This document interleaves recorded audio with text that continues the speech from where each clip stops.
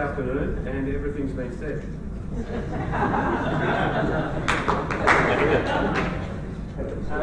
fact, a few things have been said that hadn't been said since I rewrote this presentation at lunchtime, because everything had been said. We've said that. And public policy is very exciting. I'm sure to keep you awake. I assume this will work. So, 2 parts. I'm going to give some random reflections on 2 days. And 3 parts, because I didn't change that bit. Some really boring, exciting stuff about public policy and instrument choice, and then a few policy options that seem to make sense with respect to a steady state economy from a public policy perspective as a boring policy one. And gratuitous advertisement, which has already been given on behalf of some other people here, are also in the second edition of the 10 Commitments Revisited, which actually has a list of 330 recommendations. Some of them are actually complaints, but we'll call them recommendations. But I would join with Richard, and I hope many people here, in being both saddened but also celebrating the contribution of friend and colleague Tony Michael made, and sadly not at his funeral today, but he did show the power of combining bloody good science with humanity and a concern for both people and environment. So I'll aid Tony. Random reflections. As I walked in yesterday, getting off the train from Canberra, it was good, like getting the band back together. And we've grooved, and we can still do it. Lead guitarist Ian Lowe's in fine form. Your Mark will finish off with an amazing drum solo or something. But really, no one's buying the CDs. And actually, I've thanked Hayden already and others. It is a great meeting, but we do get the sense that we come together to swap slogans with like-minded people. The argument's been refined, but are there really any new messages? Is there a breakthrough in the argument over the last 30, 40 years of dealing with these things? That's a question I pose. And do we have an unsellable product because we don't have an effective 3-word slogan? Steady state economy. What do we want? Steady state economy with minimal energy and it's not getting it. But we open too often with the narrative that the world's going down the toilet, you're all stupid, fat, overly fecund and unhappy. Now, I'm not a marketing expert, but it's a dismal opening line, isn't it? Actually, a student recently said, the world's going down the toilet, and all you do at uni is teach us how to slow the flush. Fair enough. Actually, I said that. Wasn't a student at all. But I think we don't start with the co-benefits enough. Really selling a better lifestyle, not an afterthought compensation for avoiding Armageddon. As in, the world's going down the toilet, you're all fat, stupid, overfecund and unhappy, so you've got to do all this stuff. And by the way, it might actually be okay. Start with the co-benefits of time, security, leisure, control over life, and recession-proofing. I think we could spin a better line. Still don't have a slogan, and don't sneer from the mezzanine where the upper middle class live, please. I think we've had enough of that. The people in Minto aren't that bad, okay? Or in Queanbeyan, which is where I come from, which is like Minto, but it's surrounded by trees. I'd encourage to think about who are the likely demographics who could take a positive line, tell them that they're going down the toilet and fat and unhappy and overly fecund later after you sell a positive line. So pre-retirees, why do I think about that? I don't know. But I'm going to suggest some things about work patterns. Hipsters, I think in hipsters lies the future of the planet. Now, if you think about it, they wear recycled clothes already, they're halfway there. They only ever have one child. I've searched Melbourne, the global capital of hipsters, and they only ever had one child, so that's pretty good. And they save a lot on raisins. So there's pre-retirees, hipsters, specific trade unions. Could you not say the trade union movement as an ex-national councillor of a union and once was in the metalworkers? Think about the labour movement as a very differentiated beast. And I think there are specific trade unions who may be on top, and there are others who will not be, and I'll beat you up with back the up. Emerging economic sectors. Think about the economic sectors who would see opportunity and possibly moral purpose in a positively spun steady state economy, and the powerless small business operators. we don't actually have small business operators anymore, we have franchisees. So those are just some reflections, but back to basics for public policy. What's the social goal this is about? The social goal is to reduce the rate of physical and energy throughput and waste production in the economy and society while filling basic human wellbeing requirements. That's actually a problem because the social goal isn't really done. Intertribal debates about whether it's decoupling or steady state, or whether it's weak versus strong, or whether it's economic versus physical growth, or whether population numbers are more important than together are really boring when you're trying to actually have an engaging narrative. Intra-tribe debates are not interesting to other people, however much we want to come up with a new model and a new title every time we have a conference. So that's the social goal. What's the policy problem? That's quite a different thing. And it's to change behaviours towards achieving well-being, and I'll use it, satisfying their utility function in ways requiring less physical consumption. That's a monumental shift in personal attitudes, expectations and behaviours, as people have acknowledged.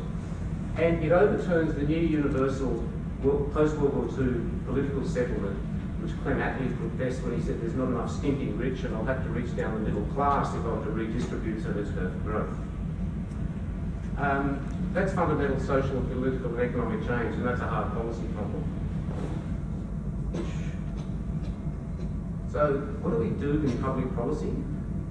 Governments, with others or following others, do a policy intervention using a policy instrument to change behaviour. Now, hands up, who would like their behaviour changed by an intervention using an instrument?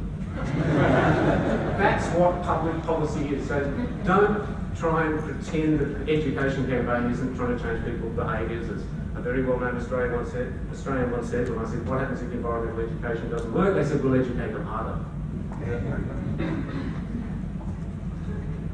So that's what it's about. It's about changing behaviours. It's social engineering. You think the world should be different. You think everybody, households, individuals, governments, communities should behave differently. So policy instruments. Let's look in the toolbox very briefly. This is fascinating stuff. That's the short list. We can do all sorts of things from a public policy perspective to change behaviours. We can educate people, many ways of doing that. There's statute law, it's not just regulation. Consult, have agreements, possibly use the common law, self-regulate, covenants on property. Of course, I think one that's particularly interesting here is, well, maybe we don't need a new policy, we just change other policies. So there's a big toolbox, hundreds of tools there, and they're not all hammers. And you think, well, how would you actually, this is really fascinating stuff, riveting for a Friday afternoon. How would you decide what policy option to use? What policy instrument might change behaviours toward a steady state economy? Well, we've got the information, is it dependable? Very important, is it systemic? Does it have a corrective effect, or is it just putting a band-aid on? How much does it cost? Can we do compliance? Equity implications I'll come back to. And is it communicable? So there's ways to think, well, for this problem, what's the instrument we use? What are the criteria we might use?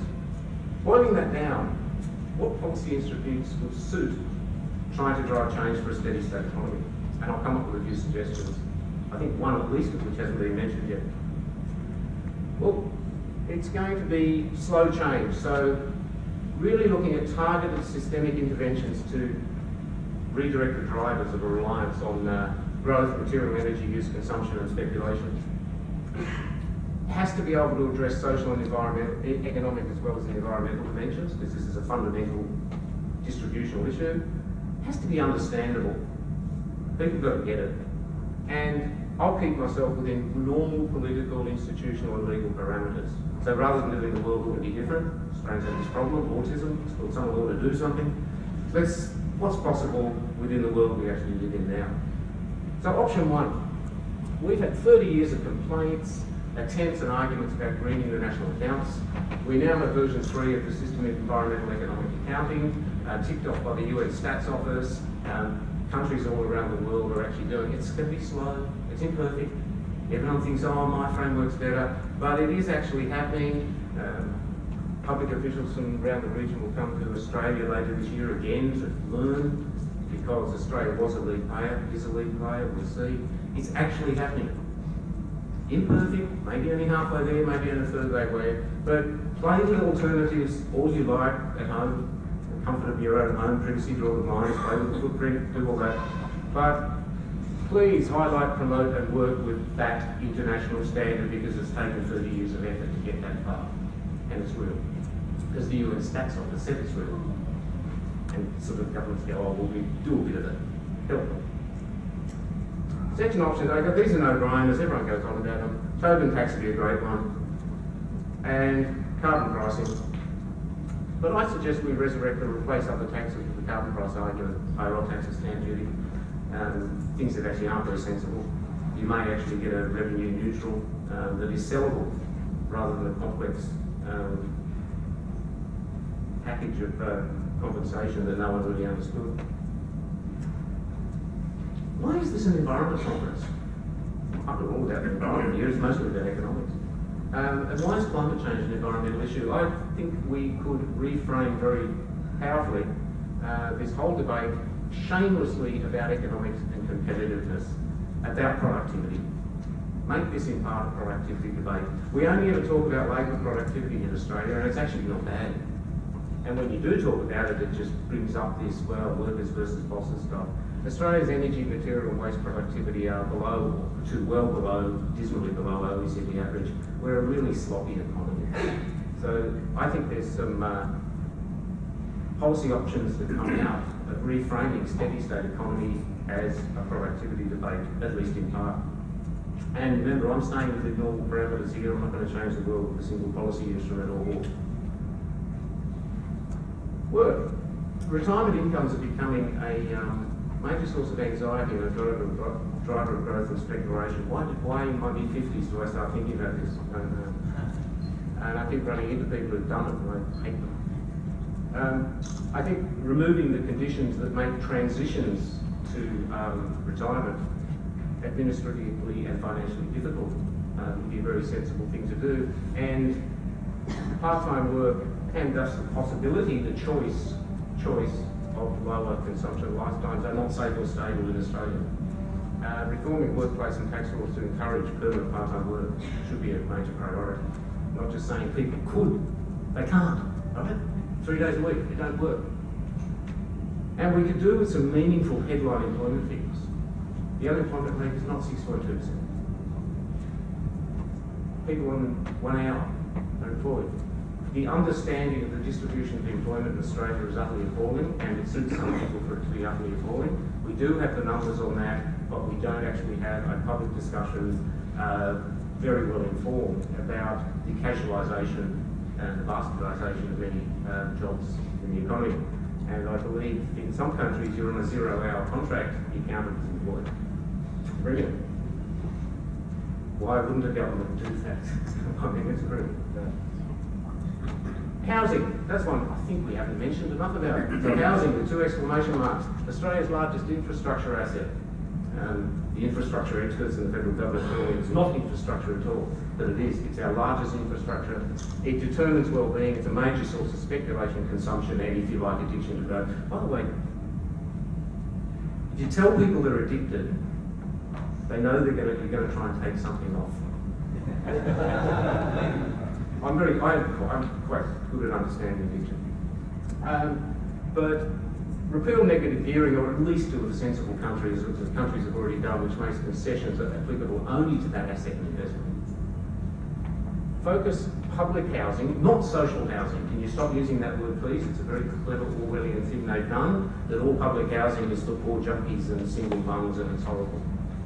Public housing, on stretching the price span downwards. House prices and therefore rental prices are a major driver of insecurity and of speculation, consumption, and so on, directly or through an innovation challenge. I want to see a competition in this country to produce environmentally quality, not too big housing. No one's filling that market, and it's there to be had. And a bit of attention to strata title. It's the fastest growing urban governance institution in Australia, and it changes how collective and individual action in households work. These are not, we think of households, I think we're up to about 28% now, that are not households in the way that we have our heads around households. And in all sorts of ways, in disaster management, in energy efficiency, strata title is a complication that we haven't got our heads around. My last one, and I'll stop. there are a number of systemic policy instruments, property rights, some market mechanisms, statutory objects that have embed considerations in decision making, and education. You can get at the kiddies. Do you know how many times you've been at a conference like this and someone talks about getting them while they're young? Welcome to the Catholic Church. But environmental education, I'll be deeply rude here, has largely over the last couple of decades been too often either made like a tree or a thinly disguised issue activism with no actual real structural literacy behind it. Here's a question, and I don't know the answer, because we teach this stuff. Where and in which curricula to address urban metabolism, material and energy throughput, productivity, determinants of well-being and all that, and particularly, how do we do it in a way that doesn't bore people shitless? Yeah, it is really difficult material, and I think that's one of our largest challenges. And I've seen enough graphs today, I think there should be a quota. Once we reach like a number of graphs at a conference, they just dissolve off your PowerPoint. But it is complex stuff. It's hard stuff. And I think one of the biggest challenges is how to actually relate that to people, and very complex models ain't the way to do it. I love Stella, the model, the thing with arrows and boxes. Most people don't. So that is a challenge I'll leave you with, given that we're at a university.